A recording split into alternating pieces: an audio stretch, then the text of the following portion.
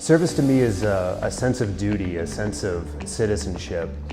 You have two choices. You can either do nothing or you can do something. And I chose to do something. Mercy Serves is a brand new AmeriCorps program that places service members in emergency departments all across the state of Ohio. Our goal is to provide screening, brief intervention, and referral to treatment for folks with substance abuse issues that present in our ED. Any patient coming into our emergency department, whether they're there for a hangnail or an overdose, gets access to treatment if they need it.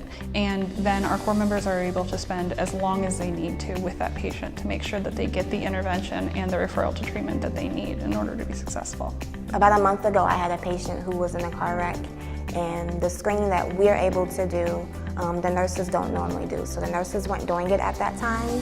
So I was able to go into the room and talk with him, and just being very genuine and treating everyone like a human being. He actually opened up to me that he was homeless. He had had some past opiate use, and so getting that information to the doctor kind of helped them change what they were able to do for him at that point. Not just making sure that he got care, but understanding that he was going through a certain time where he needed that acute care, you know, getting into the hospital and making sure he had people who were going to help him get the assistance he needed, get into a shelter or whatever was needed the next step. Mercy has a long history of serving the community in really creative ways.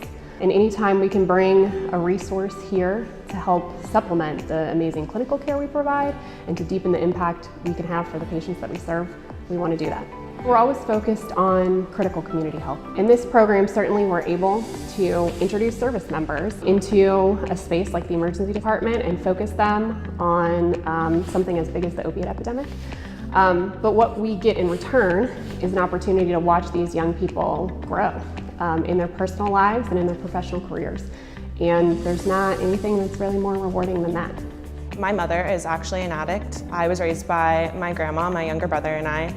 So it's very personal to me. I've seen the struggles that she's gone through and the things she's put us through on the same end, and I would love to help prevent some family from having some little girl to have to go through some of the things that I had to see my mom go through. You're actually going to be making a difference in people's lives, even if it's small.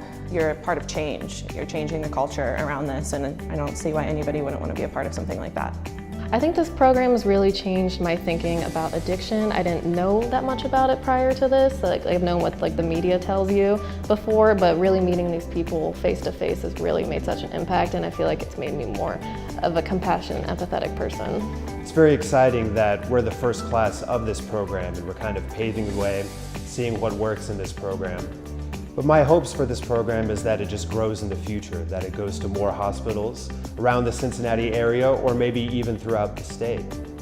Also, I hope people recognize just the importance and power of having someone there listening to someone with an open heart, with an open mind. And that's a really powerful thing, just devoting your time to someone who's in a very vulnerable and desperate situation, just lending your ear.